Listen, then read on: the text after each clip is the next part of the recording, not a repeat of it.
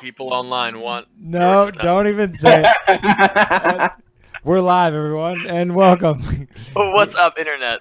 Hello, internet land. We usually have a little intro video, but you know what? We're just going at it. And we're live as usual every Thursday night at 9 o'clock Eastern Standard Time. Yeah. Ish. Yeah, there you go. I like the word ish, dude, because like you got to be fashionably late. Yeah. You know, we're kind of like we just do this out of the goodness of our hearts right now, so we're all just gonna have to deal with it. And hey, yeah, all three of us are here, and that's really what matters. Yeah. And there's 4 viewers right now, so that means at least one person is actually real. That's yeah, because like that's super cool. Hey, one person. That's fantastic. I bet it's Ice Wolf. Ice Wolf's a great human being. I got it. That's part of the conversation today. Is I'm about to say, because speaking of Ice Wolf, like yeah. I'm printing this thing, and it is the biggest thing my printer will probably ever see, because it goes like 3 millimeters from the back edge and maybe 6 millimeters from the front edge, and it's like a 300 millimeter by 300 millimeter build surface. This thing is, man. Well, you know, I got some images. Let's go right into it. I'll show you guys what we're talking about. This picture you see on the right side, that was created live while we were filming a bat rep. Ice Wolf is one of our favorite people out there from the Netherlands, and he was watching as per usual, and he was seeing we were using a chess clock for the first time. And in this, right above that red portion on the bottom, that's the dice tray, and right above that in that little slot is the is where the chess clock will go. And we needed a station to be able to host this thing so that the camera would always be focused in the position it's meant to be, so that we could maximize and be mobile with our camera and chess clock rig. We wanted to be able to get fancy and put the logos of the factions above the chess clock to either side. And if we're constantly pushing the thing around, it always gets off center. You can see right there that giant piece of green. We're printing it in green, so because it is the green screen cam. I thought I had a big shot of that. Let me look around here. Yeah, because what you see on the print bed, that is only half of it. Here it is. Here we go. Bam. So here's and you can see a picture there of a shit ton of filament that just came in the mail to James there. But here you're seeing the full rig, the full design. You can see it's all customed out with Warp Charge Gaming logos. Oh, damn, James. Is that the stuff I ordered? That's awesome. Yeah.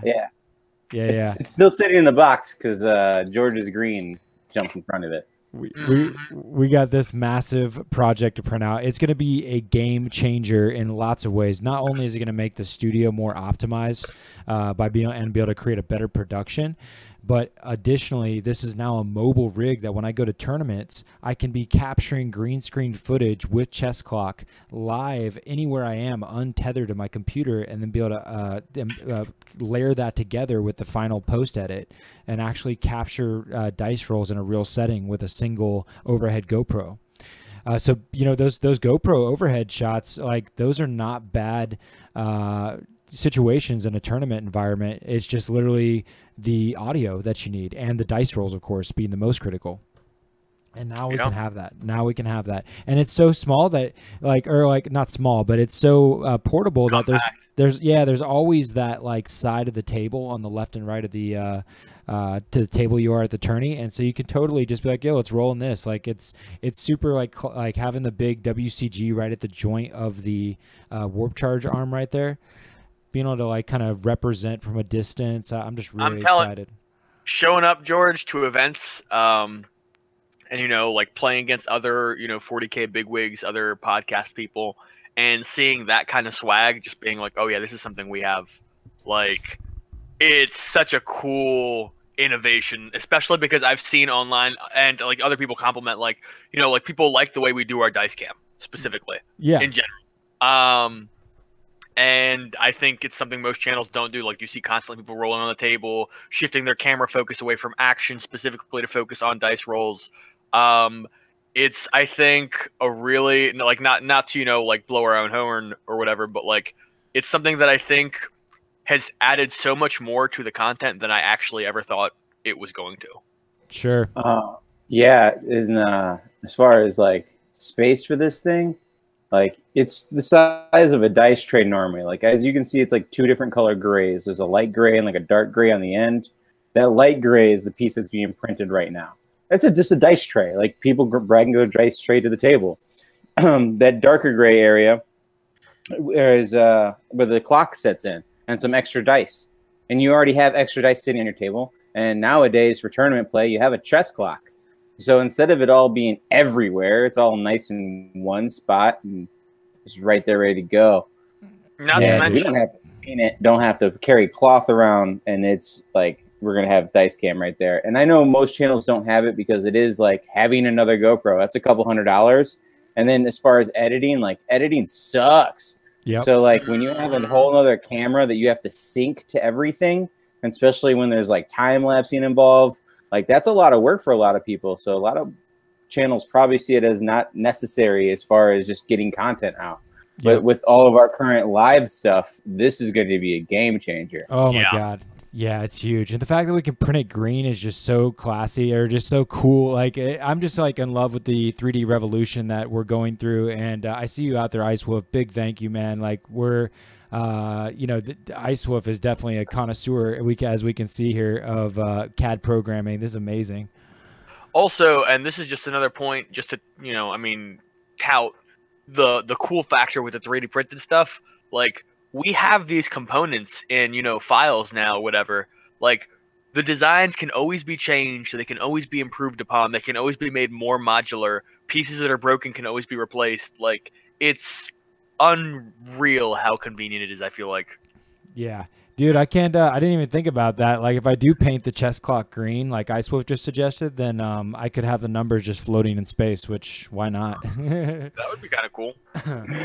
As long as it doesn't, you know, like, depending on, because it hovers over black, would the water, not the water, would the numbers just, like, be obscured into the blackness? You would basically just see the screens and nothing else. Like, the little digital display that people look at anyways, it would just be that. Okay. Yeah. Okay. Which is cool. But like, I have some more 3D printed stuff just because like we're on this revolution. Here is some painted. There's again another picture of the sheet of the dice tray being printed in green. As you can see, Ice Wolf, we're all over that shit, bro. I Amazon that stuff right to James, and he's printing. But there is some awesome. Oh my God. 3D Horizon 3D terrain Tyranid stuff there. Yeah, but what's nice about that Horizon 3D terrain is it came off my printer. I got a little video shot there, James. See that? This is the first wave of James printed terrain. You can see this awesome thing being printed live right now on the channel. Except it wasn't live; it was pre-recorded. But because now it's painted. The one thing I would say though, James, is that you have led the way for us. Because you doing it and achieving it and so quickly made me feel confident, made me excited, and made me be able to translate that to our partners. And, you know, we're going to be getting some 3D printers expanding in our collection very soon. George, speaking of that expansion, I need to talk to you something about after the show. Like, depending on the cost, like, I may be interested in also contributing to this investment. I thought you might be, and that's a good thing. I'm highly interested in the dark side of the Force that James has mentioned of being able to do removal type of editing or creation by, like, I want to be able to stamp and print you know, hobby tools like rulers and movement counters and things like, not counters, but things you would cut, particularly measuring devices. Are you saying you want to create devices? He wants the CNC machine. Yeah, that's what he's saying. I just want it in our arsenal one way or the other, and that's something. Like you said, a scanner. That's another, like, if we have 4 printers. I mean, granted, I know that 10, 11 is like a number that's not crazy, but being able to have additional abilities is in my interest, and a scanner or a CNC printer are next in line. Yeah, I'm so fascinated about this whole, like, I don't even know what word I'm using, metaphor of printing. Like, they use addition printing, like 3D printers and stuff, as the light side of the Force, because you're adding, and then like CNC machines, the things that like take away material to create something is considered the dark side of the Force. And I just think that's so cool. Me too. Like, just nerding out on it. So cool. Yeah, totally. You know, we just part of the conversation. Here's a cool shot of the Kill Team board that I just we just did a live bat rep on Twitch, and this is out of just kind of interlocked with subjects of 3D printers. We could talk about that forever, but we are now starting to film live on Twitch instead of live on YouTube, and then posting it to YouTube after the fact. It gives us a little bit more. One, I can like kind of delay it, like maybe I want to post a video a day later or something.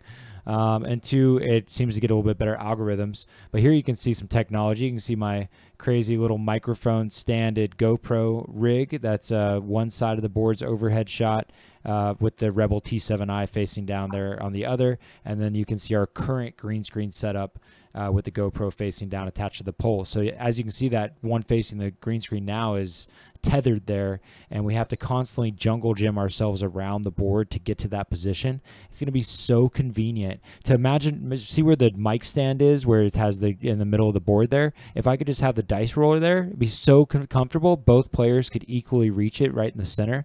That would be fantastic, and I could ring up something like that. But this is just going to be so clean, so cool. But what was sick, and here's a close-up of the board. I set up this board based on the new Rogue Trader rules that came out for Kill Teams, and it was awesome. It was the first time I got to live or experience that kind of desire I've always had to do that Zone Mortalis, that Space Hulk fighting a spaceship feel. I haven't got to do that yet. And what's going on there is in between the bigger square blocks, there's little single sections that are doors. So let's see. I think I even have a example. Yeah, so check this out. Here is the board that I was emulating from the Rogue Trader book, right? So zoom in a little bit for you there.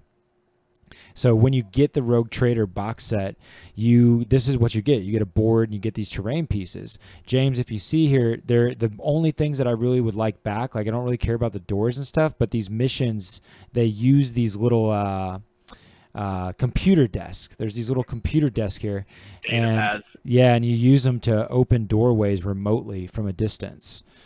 Those treasure chest objectives are cool too, but whatever.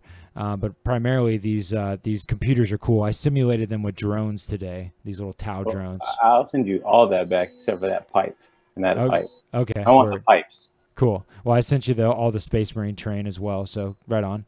Well, pipes to you, and those are sweet game pieces for the Rogue Trader thing itself. So looking at that picture, I'll paint those up real quick for you too. Tight. So here's the board that it would be living within. So now I can use the Game Matty U Kim Zone set for my walls because they don't actually give you the walls, and I'll use the GW doors and data control centers there which will be tight. But it was sick, man. So like there's doors all along, and you can either manually, you can like have two models like fight over a door, opening and closing it, or you can remote access it for a command point from a computer. And if models like in their movement in an open doorway, you can try to like crush them with a computer and try to like slam doors on them from around the board, which was fun. But man, it was wild. Got to play the Thousand Suns some more, so you guys will see that video up shortly.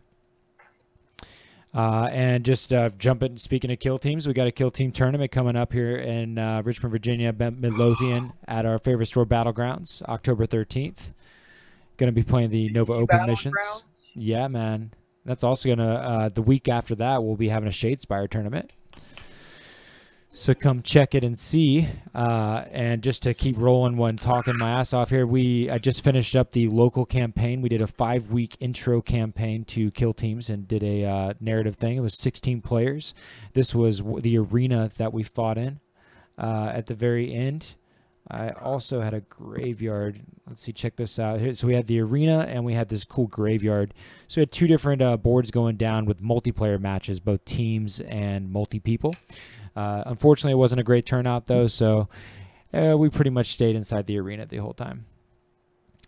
Cool. So yeah, Kill Team Rants. We also had I was pretty happy as far as like cool boards. Here's a sweet Space Wolf board that I made for the match I played last night live on Twitch. That video has not been posted yet because it's a ridiculously large file and it's being crazy. But yeah, this was a sweet board. Again, you can catch it live on Twitch if going forward now. I dig it. Yeah, it was really fun to play with. I particularly like this big fortress I had made with the drop pods. See if I can zoom in a little bit. So the only way you can use drop pods in 8th edition effectively. Yeah, it just has to be terrain now. It's a 6-ad world. It is. There we go. And what was this terrain setup for? Like, what were you playing? I was playing. 40K? Yeah, I played 40K. Yeah. But I mean, like, missions. It was Space Wolves versus Connor's new Harlequin Drukari mix that he made. And I brought, here's the list I brought. And I was telling you, Chris, before we jumped on, I kind of melted him down. He's been terrorizing people with the grotesque spam, bringing like 21 grotesque models and some sort of tactic or stratagem that gives him a toughness 6 4-up invuln situation. Mm-hmm. And it's gross. And so I decided to bring a buttload of shots. So I busted off the shelf the Relic Leviathan Dread from Forge World, the Mortis Contemptor Dreadnought, and my 3 Rapier carriers loaded out with, as you see, the quad heavy bolters. So I had quad heavy bolters. I had 2 storm cannon arrays on the Relic Leviathan. I had 2 Kier's auto cannons, which those are bow strength 7. And then on each I brought 3 units of max long fangs with heavy bolters, and in each one I brought a Terminator with an assault cannon. So I had the 3 assault cannons and the 2 shots from the 2 guys from the dreadnoughts. The dreadnoughts were putting out like 36 shots. It's like 32 shots. 20 shots from the Relic Leviathan and 12 shots from the Contemptor, plus 12 shots per rapier carrier. Plus 15 shots per fucking long fangs. It was like 136 average shots, plus bolters with rapid fire added on top of that. And yeah, I melted stuff down, as you might think. I just made this one giant blob. It was very parking lot unfluffy. I just made a huge onion of Space Wolf guns. Listen, man, sometimes that could happen. I mean, maybe you don't have the most spry, youngest Space Wolves on the line. Maybe it's the veterans that are all about, like, we should just lay a trap and have these foolish whatever the hells, elves, knife-eared little whatever the hells come into our trap, and we'll just shoot them to pieces like the filth they are. Yeah, talk about it, dude. I should have had the picture of that hat. I was going to be ready with it, too, the Eldar Suck hat. Oh, man. Oh, man. I'll grab it on post. James, did I hear you mention playing a tournament recently? I did. Yeah, what's the story? How'd it go? Yeah, we played doubles. We lost our first round. It looked like we were going to win it, but we lost it by like 4 points. We had one brutal turn where like things could have went right, but they just didn't. Like Pylon had a shot at a Demon Prince, and the dude just stuck his saves, and it's just like, ooh. Yeah. I had a shot at Obliterators the same turn to kill a Demon Prince, and yeah, they needed 2 turns of shooting to kill it, and that sucked because we could have killed 3 Demon Princes with nothing in front of them, and it would have been game over. Like literally, like we've already murdered a bunch of Bloodletter units. They didn't have much left, but those Demon Princes got to get into units and mess them up because we left them alive. We killed 1 Demon Prince out of 3 with all of our shooting. Demon Princes are scary, man. Mine don't survive that well. I was gonna say, I mean, you know, like it's difficult to they're such high priority targets that, you know, it's difficult to get them necessarily where you want them to go. But at the same time, like if you can get some hot saves, my God. Well, yeah, I mean, my Demon Princes I have to play where like I can't give up any of those type of shots. They gave up those type of shots on 3 dudes, like, and normally a unit of Obliterators, if they have shots on a Demon Prince, should be able to take it out. A Pylon should be able to take out a Demon Prince, and then double shooting a Blitz, I should be able to take out another Demon Prince.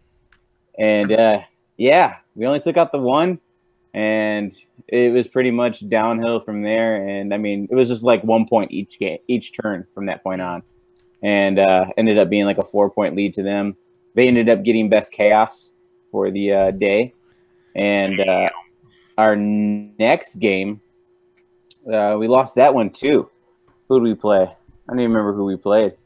That was another one that we definitely thought we were going to win, and we lost by a point, I think.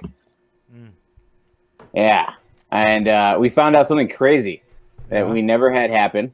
Okay. Especially for Matt. He plays Necrons, and that was my partner. And Necrons have this stratagem called Veil of Darkness. Or not stratagem, but relic.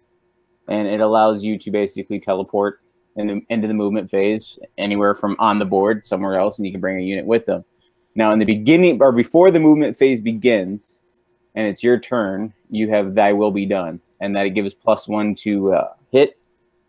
And he gives it to his Tesla unit, so they hit on 2s, doing Tesla on 5s and 6s. And he normally does that to him, and then Veil of Darkness. Now, when we did that, we were going to kill a unit, which probably would have won us the game, because that unit got him 2 extra points at the end of it.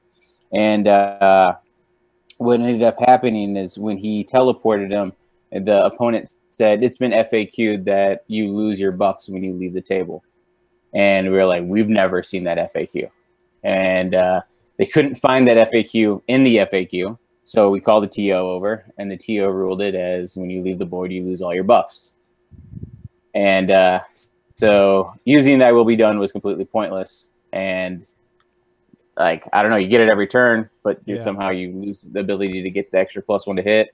I remember and that pretty much I cost us the game. I remember checking that whenever you were mentioning it happening, and I remember there was a discrepancy because it relates in the FAQ directly to when you remove yourself from the board with a stratagem that but in this case it was done with a relic, so it's not not even the removing one was the relic, but the ability just an ability, not even a psychic power or anything. Right. So it's actually it's still like it's only to be assumed that it's related to the same thing, but on paper it is not.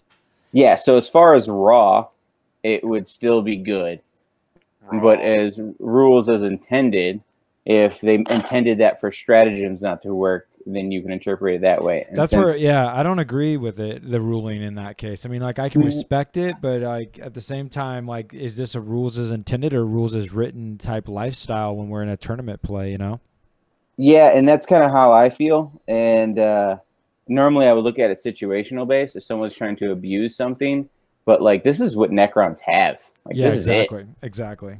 Like they don't have anything that gives them reroll ones. All they have is Thy Will Be Done. And they have one relic that allows them to like move somewhere else. And in their fluff is all about like teleporting places. And they could have easily said a different set of words. They could have said anything that leaves the board, or if you leave the board with this, that, or the other. But they didn't. They said stratagems. Asked is when you use a stratagem, and then the way they replied to it was just 2 letters. Yeah, because that is that was regarding a particular situation. And this is another one. And, you can't look at them as the exact same thing. It's the same way that when something can shoot a character outside of the shooting phase because it doesn't say you can't. It says that you can only not target a character that's not the close enemy model in the shooting phase. So if it's the psychic or the movement, then you're good to go, or whatever other phase. Exactly. And that's how I see it. That's how Matt interpreted it. So he got really salty after that. We played our next game, and he actually didn't even have a partner. His partner got sick that day, so he was playing solo, and he had custodes, and custodes like to make their saves, that's for sure. Yeah. We definitely like dominated that one, but that dude was cool. Like he was so cool. He didn't care if he won or lost. He was just rolling dice, and it was like his attitude like made our day better. That's good. So going into it, we had good scoring games all day. Every game was like 4-point difference or 1-point difference.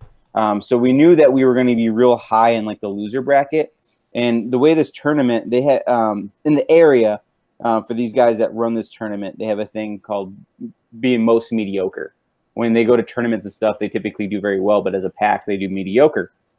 So when they hold a tournament, they hold the most mediocre award instead of like a best sportsmanship. It's whoever falls dead middle of the pack. And they make it their best trophy. Like they do glasses with cash inside. But for this, they normally do a boot. This time they did a really nice engraved flasks with like 4 custom shot glasses and like a nice mahogany wood box. Oh, and that's nice. for each person. So probably like $50 flask sets for each person. So really sweet trophies for basically a run, like a consolation prize trophy. Yeah. And we were going for that. And on Best Coast pairings, we hit 14 out of 28 people. So we thought we were going to win that. And then they added paint scores and we didn't win it. Come to find out that they did not count paint scores for that trophy. Paint scores are just for overall winner. And the reason why we didn't win that is someone dropped round 1. And instead of saying 28 people throughout the whole tournament, they did the 27 teams at the end and they rounded. Oh, so we weird. lost out on that one. Oh. I don't like that. Yeah, so it kind of felt like the whole day was just like us slowly just getting shafted over and over again. Yeah, damn. This is why you don't drop from events, people. Like, you ruin other people's fun. Like, come out and play your 40k. Like, I know that winning's important, but like, don't fun seriously, mother. Exactly. Like, come out and play, man. Like, you know, But people that was the only drop of the tournament, and it's not a group of people that we normally game with that's in the Chicagoland area. We had to go up in Wisconsin for this. It's more laid back. I mean, there are some really good players that can hang with the best in the world, but they don't try to be those type of players. Yeah. Like, they just happen to win their games with their list, and they're good, but they're not, like, super insane. I mean, none of the lists that we saw were like, oh, my God, this is crazy. Everyone was pretty, like, fair. Everything was great. Everyone was having an amazing time. I think the bar made over, like, $4,000 or $5,000 in bar tab. God. I wish people would drink like that at our events. We could Yo. probably hold more. Listen, this is the problem. My liver, man, I can only do so much. I know. People. Yeah, so, I mean, it was all in all a good event. It was just, we just got screwed all day, so it kind of gave us the feel-badsies. Yeah, I gotcha. Well, thanks for the, that was a nice, I enjoyed that conversation. Let's go to the Typhus that you painted. What up? You painted this Typhus. This is an updated picture. We had a pick last week of your Typhus model. Oh yeah, I finished him. Yeah, he's looking amazing. You got the slime effect on there now. You did the hive in the back, the destroyer hive. Yeah. Which you're seeing is right after I finished putting on the resin. So down towards the bottom of the base, you see like a little bit like a white consistency, almost like a glue. That's actually resin. So as it dried, it's all like really glossy and thick. So it's more slimy. And then I dripped resin over the strings of slime that's on the scythe. James? Yes, sir. Seeing this, I realized something.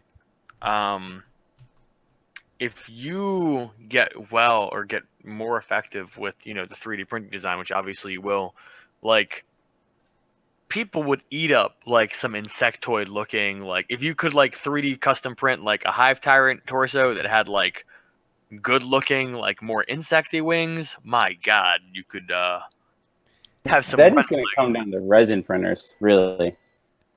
But yeah. What Chris just said reminded me of like one of those Facebook posts where somebody's like asking for a friend when they're really talking about themselves. Yeah. So an interesting about Typhus is I cut out his eyes so that there's more of a cavity, so I could do a deeper glow instead of like his little bug eyes that he has. I mean, they're like tiny dots, so I cut them out. Like I said last week, all of the conversion, because the sight's normally on the other hand, is all GW bits, just cutting and heating, no green stuff at all. What else? The flies, if you could barely tell, but they are painted in color changing paint. So when you look at the black of the fly, it has an iridescent color of like flies would have. And then same with the wings. Instead of just having them white, I put that same type of color change. And the way the color changing paint works, it's transparent. So it's going to reflect kind of the underneath color. So with the wings, it being like a whitish gray, it made them like almost translucent, like how see-through wings would kind of look. And then for the black, it created that greenish tint for like how a fly looks. and then I painted all the eyes red. Obviously. Yeah, it's tight, dude. Yeah, it's kind of lost. I mean, I really don't like the hive on the back. I honestly like them without it, but the customer wants the full model, so I gave him the full model. I like it. I only mentioned the 3D printer thing because like we're looking at the flies right now on the YouTube feed with the close in, and like that carapace plating with the insectoid wings. I was like, my God, like that pulled off effectively could be very nice. Yeah, no, I honestly like painting this Nid terrain. Like, if I had a Nid army, it would look super cool. James, you should 3D print the Nid army. Dude, Tyranids, I don't care what anyone says, like, aesthetically speaking, like, if you're an artist, like if you're the kind of person that likes to, just create, I feel like, compared to any other army, it almost has unlimited potential. No, Nurgle has unlimited potential. But I think they come into a close second with a mixture of Gene Stealers. Like, no one gets better than that. I think maybe after that you can go to AdMech because you can go super machine-y. Here's some slime effects on your 3D printed LED terrain there. He's cool. Yeah, I definitely need to get a resin printer eventually just so I can print minis. But it's that whole GW world we're living in right now. I mean, they have the Citadel bunker in Texas that just recently opened. And they have a policy that you have to bring all GW models, including GW bases. Right. Which is kind of ridiculous. That seems cruel. Which I heard from the people there that some people went there without GW bases and no one said shit. So it's not being strictly enforced, but that's still their policy. So when it comes to like tournaments and stuff, I wouldn't invest too much in like 3D printed stuff. It's more of like the hobby aspect of it, like good for a local game to make some 3D printed stuff. But going to Adepticon, Nova, if you want to start getting on stream and recognized by GW, because they're eventually going to start holding their invitationals. I guarantee it. Yeah. They're taking over this hobby. Yo, Space Wolf wants to know what is the layer height on those terrain pieces? I am not sure with the Spire ones because that was printed by Horizon 3D Creations. But the other ones, I printed them at 0.12 layer height. And then I give them a quick sanding, nothing hard in detail, just kind of making sure all the sides are somewhat smooth. So you still see some of the printing lines, but it's barely noticeable. Nice. Especially on these little like Aegis defense lines that are nidified. Like you don't even see the print lines in those. Nice. Well, I have more thoughts that have been popping into my head while you were talking, James. So here they are. Yeah. Yeah. We just posted like 140 videos to Battlegrounds website. That was pretty cool. Battlegrounds.com. I think it's battlegroundsrva.com actually. And that's pretty neat that we're hosting our videos on there, getting a little traffic. And what I really wanted to show, though, is this cool picture of my dog in my music studio. Behind the scenes. I just got this room cleaned up. Particularly, I rearranged where the green screen was because this room hosts all the backstock terrain. And additionally is now going to be hosting 3D printers when those come in line. So cannot wait for that. Yeah, I just want to show my music studio because it's a wonderful place to be. And then totally random aside, we'll start here. There's also a dice giveaway ending in 3 days. I think I have a copy paste. Yeah, wait a second. Bam. Do I owe somebody some dice? Well, Warp Charge Ice Gaming owes Ice Wolf dice straight up. We're gonna definitely be sending him a couple of sets.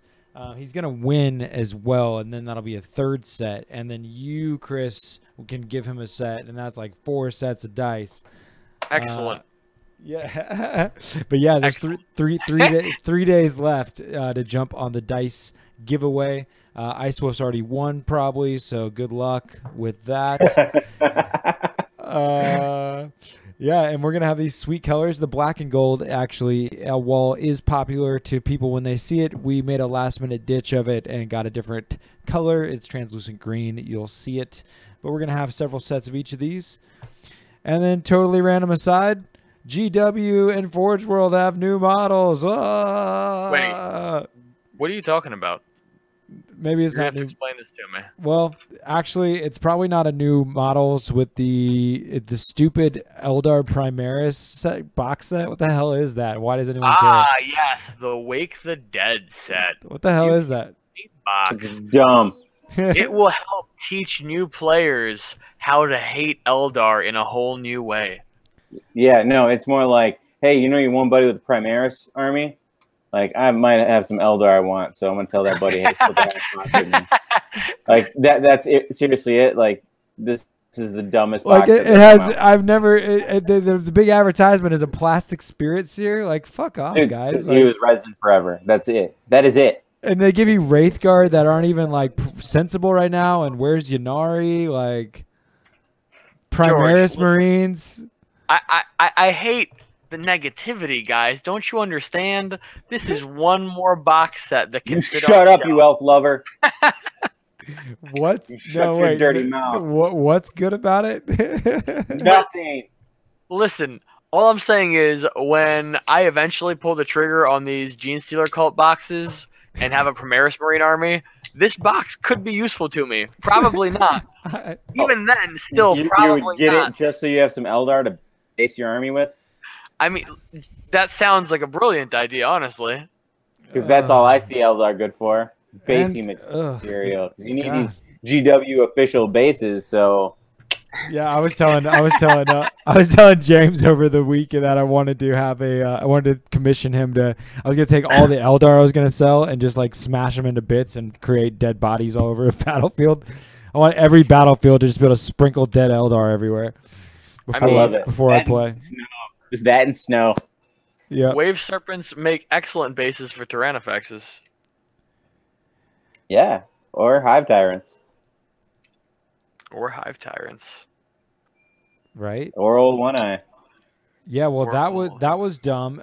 But what looks a little less dumb, but still I'm confused by, is this one Forge World model. What? So, why do they? What is with this? Like, here's a random box set, and then here's a really strange Necron Forge World model.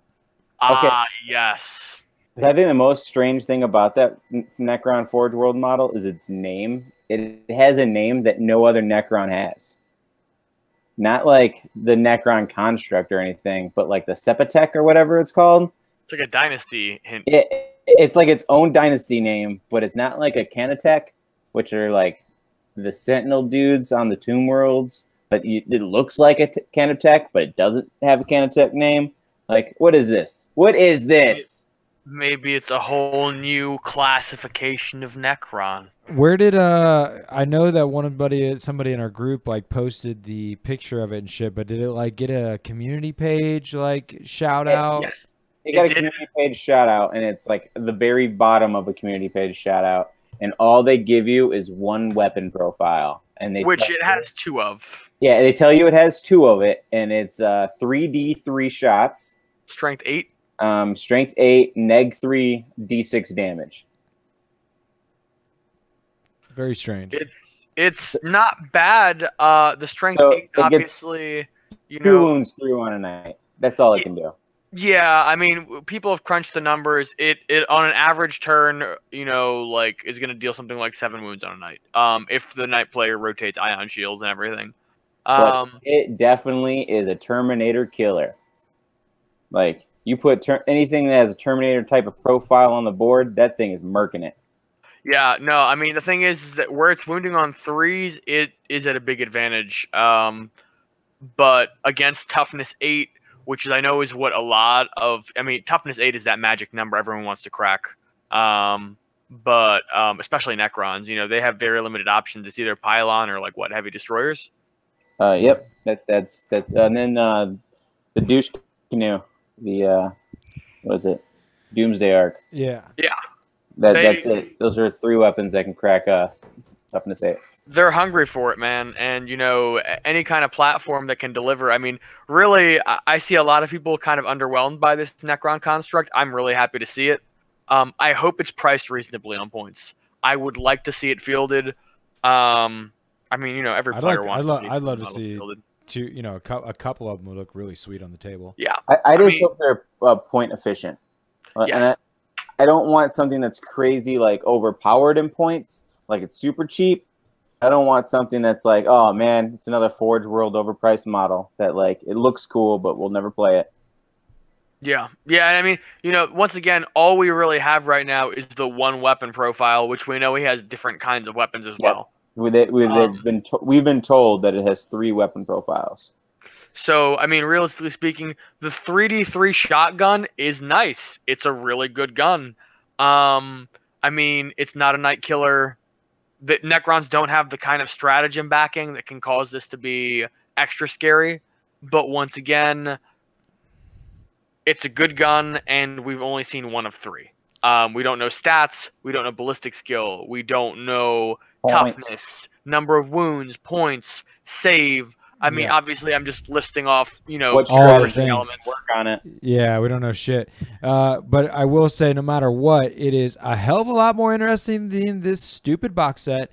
And where the hell is our FAQ?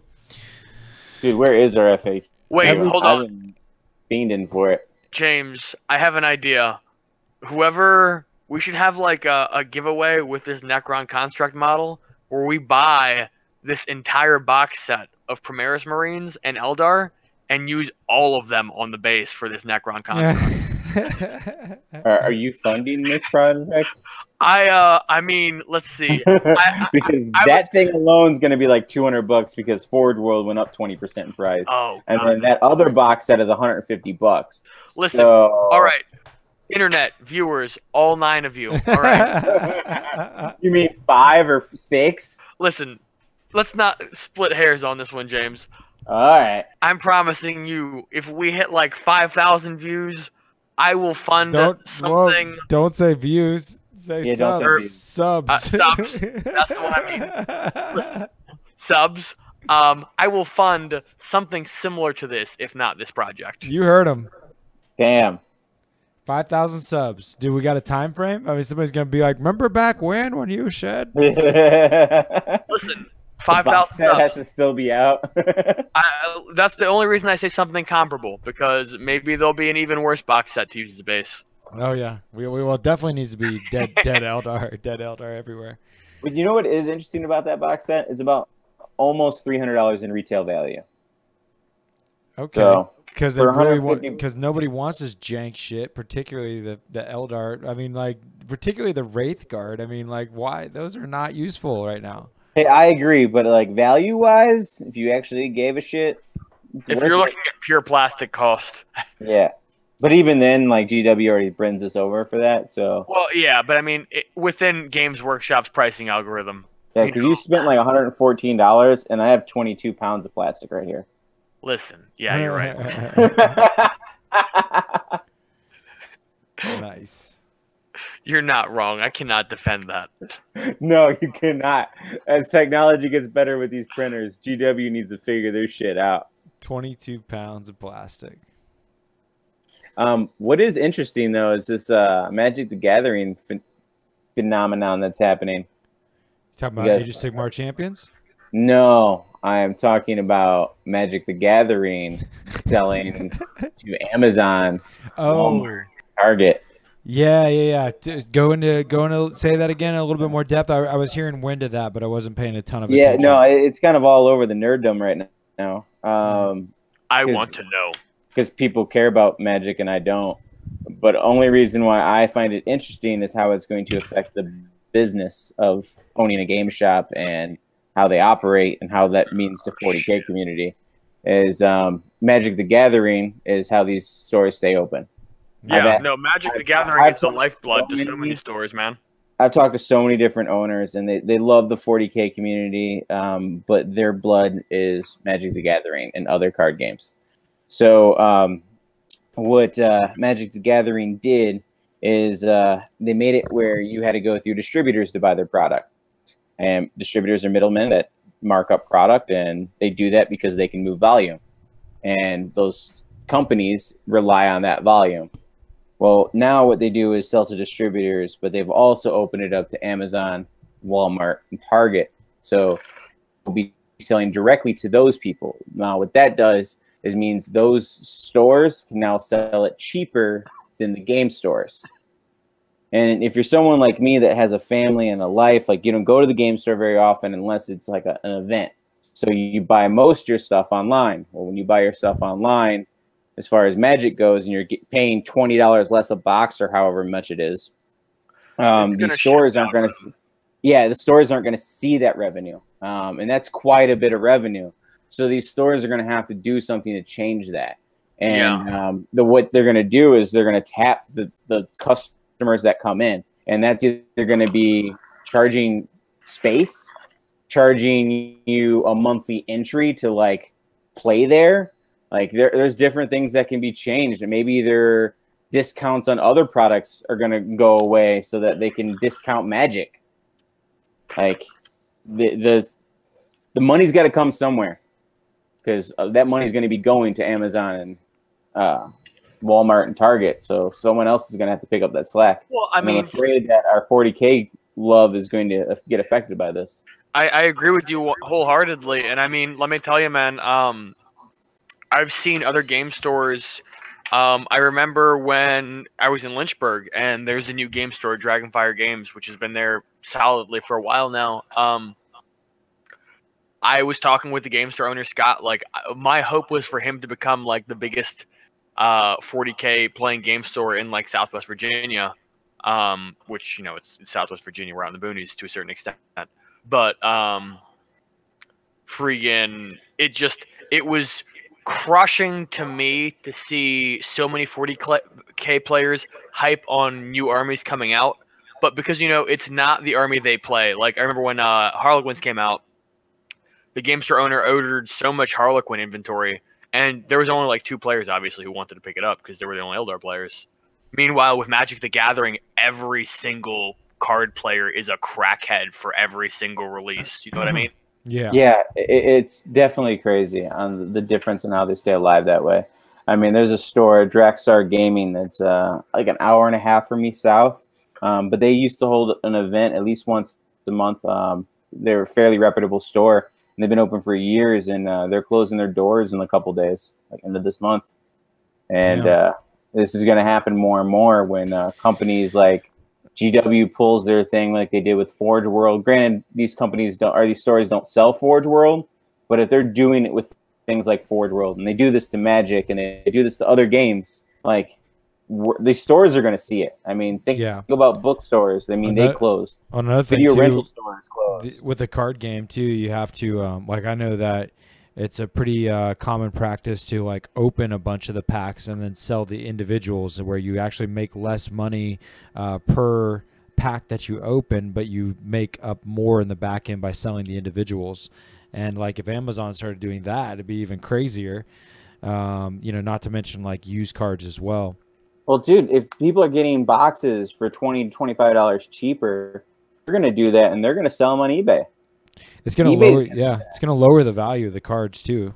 Yeah, but the thing is Magic's still getting their money. Yeah, they're not in the card market; they're in the print and card market. Yep. So one of our viewers brings up a good point. They feel like it's at least somewhat a non-issue because people have been getting discount boxes of Magic cards for a long time, and the game stores still seem to retain their, you know, financial backing. However, you know, their point also is that like the big place game stores make money, kind of like what you're saying, George, is selling those individual cards. Now, I don't think distributors would give them a non-randomized manner to sell these specific rare cards, because that would create it would be a self-destructive, I feel like, economic plan for the hobby itself, for their hobby. Yeah, what's stopping them from doing that, though? I mean, like, if Amazon can buy all these great wholesale deals, they can totally just start ripping the packs open and selling them individually too, right? But people already do that. Yeah. Well, not. Well, that's what I guess that's where it's like. Not on that scale. Yeah. You're right. I mean, like, could they do it marginally cheaper? Yes, but even they would incur a fair bit of cost just from like the randomness of packs. You know what I mean? Yeah, I mean, there's a ton of labor that goes into that, anyways, and I think that the game stores will continue to thrive like that. Optimistic. I think. I'm sorry, guys. I think game stores with strong communities will definitely be fine. Yeah. But I think the newer ones that are just popping up are the ones with struggling communities. They're the ones that are going to see this the most. Yeah. And I just feel that we're going to get a little bit of it. I mean, I'm talking completely out of my ass right now. I don't know anything about Magic. I've literally played, I think, one game when I was like 8 years old or something. I used to play. And that was it. Like, I honestly know nothing about the game. I think, honestly, but I do know business. And when I talk to business owners and they say that's their bread and butter, and then you have stores like Amazon that crushes competition. I mean, they just crush competition. I mean, have you seen a Borders anymore? I'm pretty sure they're completely bankrupt. Like, that's what they do. So these small mom and pop places will not be able to survive if that's the case, in my opinion. I actually agree, at least fundamentally, with you that it creates a higher hump for new stores, because anytime they're going to be, gaining new players, those new players are going to have no store loyalty. They're going to go straight online. They're going to go straight to other game stores. So it's going to be, I think it's going to make the brick and mortar store harder to do, which is a shame, because a lot of those people that I've talked to that have run them before, they all say the same thing. It's a labor of love. You don't do it to get rich. You do it because you love gaming. You love hobbying. Yes, you can make some money doing it if you're good at it. But at the end of the day, like, running a game store is a lot of work. I think there's also just too that people are lazy, and if you have a good community, that means that they want to come to your store to hang out and whatnot, and that means that there they are, so they're just going to buy that shit off the shelf. See, that's true. If this was me and I was a game store owner and I was going to open up right now, first and foremost, I'm not opening the damn store unless I have a beer and wine license. Like, absolutely need that. Easier said than done where I am. Not here. Gotta serve food as well here. You just throw a rock and you can have it. I am jealous. Also, I would do membership for premium tables and premium terrain. I would have jank stuff in like the front room, and then I would have premium stuff in the back, and just charge simple membership for that, so that I have my core people that I know that will drop money or whatever. And yeah, I might be bleeding them a little bit, but they're going to get the benefits of it, because I'll have like after hours where members only can be. And then you're drinking, you're having a great time, and like you don't have to worry about young kids because they're not going to pay for those memberships. Like, I would create the atmosphere that I would enjoy.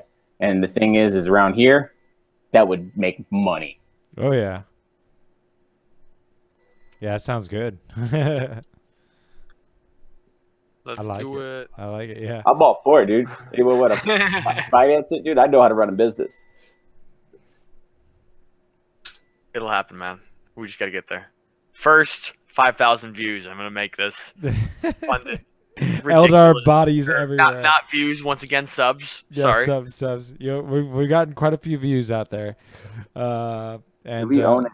Views land.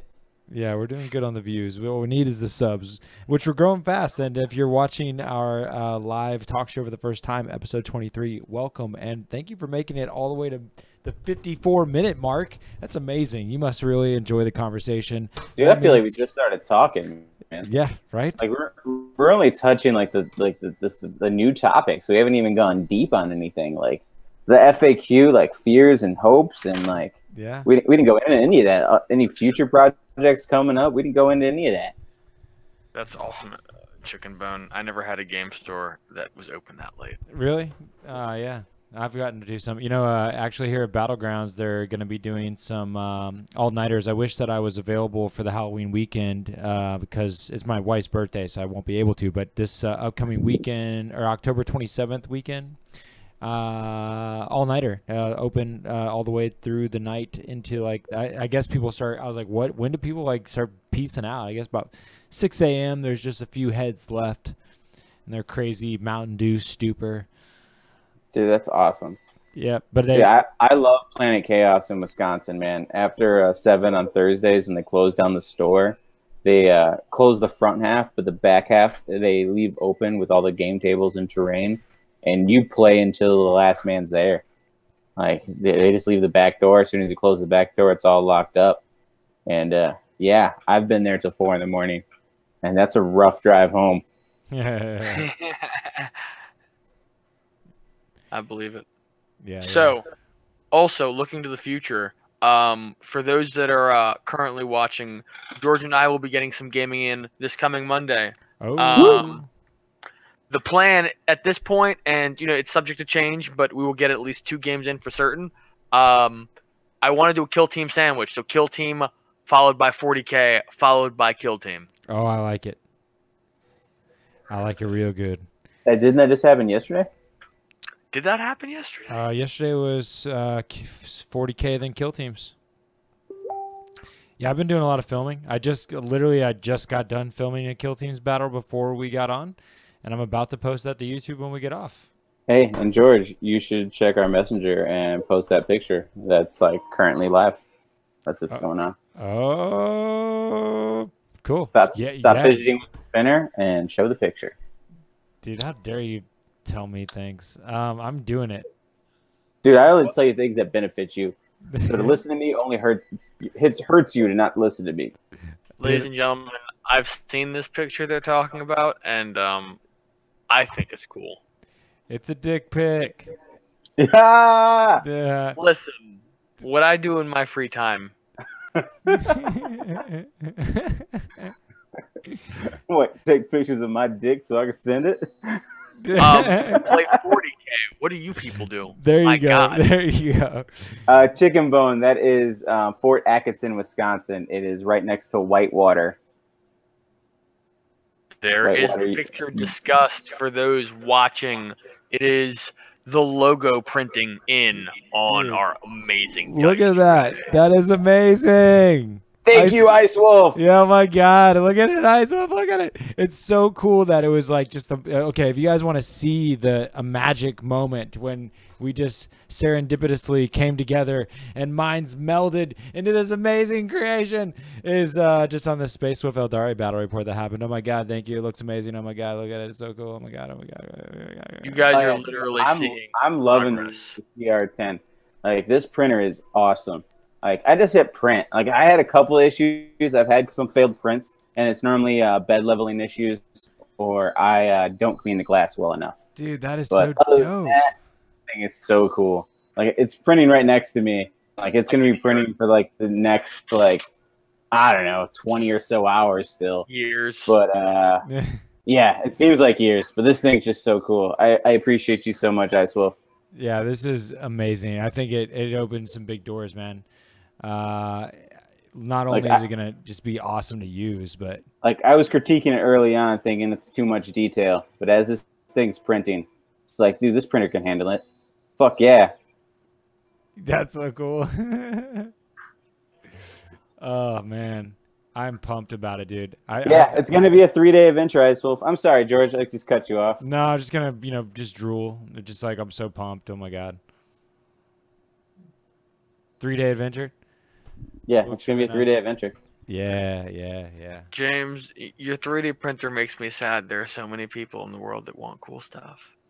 Dude, my 3D printer makes me so much happier about the future. Like, I really hope that people don't screw this up for us, because we're going to get to the point where we can literally, just hit print. Like, I've been, researching more and more. Like, there's this thing called the Palette 2 that you can put onto the side of almost any 3D printer. And it runs off a Raspberry Pi Zero chip, which is a small computer chip. And what it does is you can load 4 different colors into it. And through this Canvas program, you can take an STL file and paint it in this Canvas program. And then this palette, what it does is as you put the filament in, it knows exactly how much of one color to use. It cuts it, takes the next filament, splices it together with the heating mechanism, and then feeds it. So you don't need a multiple extruder to print multiple colors. So you have this thing. And if you have a good enough printer that can print multiple materials, this thing you can actually load different materials in. So let's say you wanted to print a shoe. You can put a hard plastic for the sole, and then like the top of it could be like a flexible like TPA type of material. So what like you're saying is we're gonna start making wooden models. You can print wood, yeah. You can definitely, like my machine can print wood. What do you mean print wood? I don't understand that. All right, so they take PLA plastic, this same plastic we're using, and they put wood fibers into it. So as it heats up, the wood comes together and like forms like this fiber inside of the plastic. So it has this like wood grainy no way. look to it. Yeah. So could you like stain it and it would have like the wood? Yeah, totally. What? Yeah. George. Now, granted, you're gonna get like print lines in the stain too, so like you'll see that. Yeah, still. But you can print like a wooden group. That's wild. Did I love the fact that it's printing green? Oh my god, I just can't wait. Oh my god. It's so cool. I'm losing it. I'm losing it. Oh, dude. George, when you have these CRS 10s and like you have multiple right next to each other for the first time, you're going to be like, oh, I think we need more. Yeah.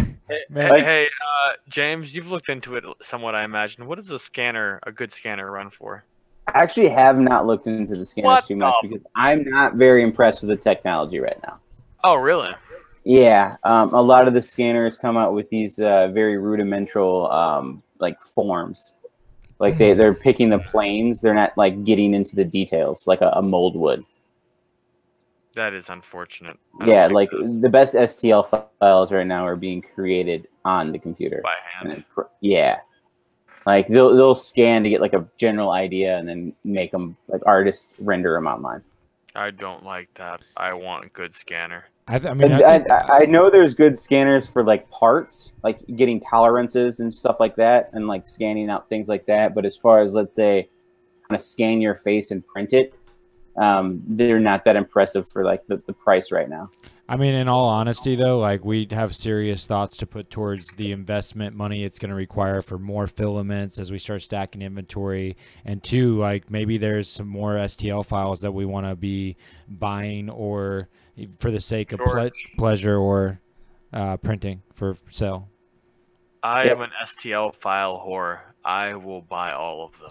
The thing about STL files is you're going to be printing for personal use, which Warp Charge Gaming can do for like our events to print terrain, whatever. Right. But you print for like resale, you're going to then have to pay for the rights. Oh yeah. And then I mean, plenty of people sell their files with the rights. Like I know there was a Kickstarter where it was like $500 and you got their entire terrain set and the rights to sell it. Yeah. Yeah, so I'm sure that there could be something like that that's highly in our worthwhile to be looking at versus even more printers. Yeah. Ice Wolf agrees with me. 3D scanner's garbage right now. Now, one thing is once you get multiple machines, though, like let's say you're at like the 10 machine mark, one thing you might want to look into is an extruder, because you have all these plastic supports. When you change out the filament, and like you have this extra little strand. And this is all just throwaway plastic. So when you have an extruder, you can put all that plastic in there and then print it basically a new thing of filament with all your waste. You take the waste and recycle it. Yeah. That's so like valuable. Yeah, you just need a lot of printers to make that worth it. Like it takes a lot of plastic to make filament. Yeah, Icewift mentions you really don't have to buy great files because there's so many out there already. Yeah, I mean, I probably have over 50 files that I've just gotten for free. Yeah. And what's nice is Facebook groups. Some people don't even post them on Thingiverse. Like I have this amazing Deadpool bust where it's Deadpool with his swords and his lower half is like showing his intestines. And it's super fine detail. Like it'd easily be a $30 file. And the owner of this group who sells files, he gives that one for free for just joining his group. Nice. Yeah, like there's plenty of cool people that share files out there. Yeah, I'm familiar with this with music technology. There's a lot of, I mean, like, that's another thing that I posted recently. That tabletop simulator video was interesting.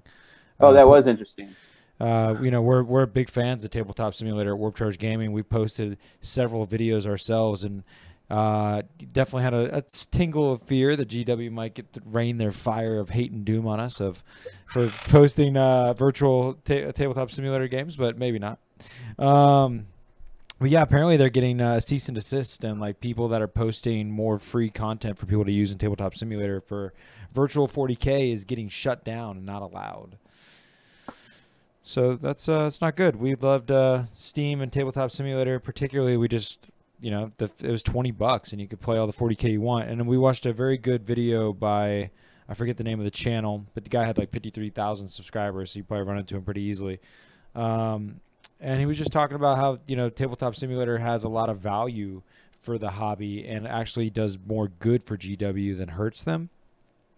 And I think he's right. Totally. Yeah. I mean, there was that one dude that you played on Tabletop Simulator. Found out he lived in Madison, and there was a tournament coming up that weekend. Never played 40K on the tabletop, but he was buying his army, wasn't painted. I got him the models borrowed by a community member up there. I had to drive 2 hours to even get to that tournament, and that was him playing in his first tournament. People were there helping him out, and now he's a regular at that store. Yep. No, I mean, like, come on, like that's a resource that would never have happened without Tabletop Simulator. Yeah, and like, that dude probably would have never got into that game store. Yeah, if you want to, I mean, that's like the beautiful thing. But if you want to talk about just like raw, you know, dollars and cents, like people will not buy shit until they feel comfortable with it, and they may not know if they're gonna like something or not. And by getting to play it, then they get the opportunity to see whether they want it, and guarantee, like, you do some ass kicking in Tabletop Simulator with an army you don't have, and you're going to be fiending to have it in real life. Oh yeah, especially if you're getting your ass kicked in like real life. Oh yeah, yeah, definitely. So yeah, that was interesting, and I don't think it's a good thing. We need to buy a boat and get all that plastic soup out of the ocean and start printing. Dude, oh, man, I'm with you, Ice Wolf. Damn, son, right? Well, you guys, it's been a little bit over an hour, and I think it's time to jump out of this popsicle party stand place. Yeah, I appreciate every one of you individually. Meow or not as a whole. Someone probably said you're a piece of shit today. I love you. Wow.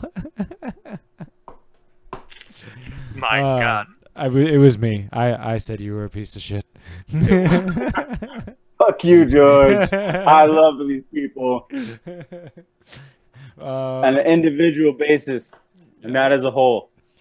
I want them to know that each and every one is special. A special snowflake? Yep. We're all just another zombie in Nurgle's army. Chris is not appreciating the love right now. This is the problem. Even if you're a snowflake, there's like 7.5 billion of them. Surely you're not that special. Not as a whole, but as an individual, yes. There is only the Tyranid hive mind. As a whole, man, I hate all of you. Yeah. But as individuals, I love you. Well, my God. I hope that y'all enjoyed this 3D printing rant that we were on for most of the episode. Fuck you, GW. Where's our FAQ? And also the giveaway. The giveaway? Yeah. Get on the. You got 3 days left for the dice giveaway. We got tournaments coming up here in Richmond, Virginia, Midlothian Battlegrounds. We love you, Battlegrounds. And catch us on Twitch. Oh yeah, catch us on Twitch. That's where we go live now. There's our sponsors. They're all super dope. I'm about to post a Kill Team video that shows Game Mat EU terrain, and there's also a 40K video coming up with some Death Ray design shit. Just, you know, cool brands, and we love you, and I also hate you, and fuck you. Warp Charge Gaming, keep taking fun seriously. We'll catch you guys next week and later on this interweb stuff.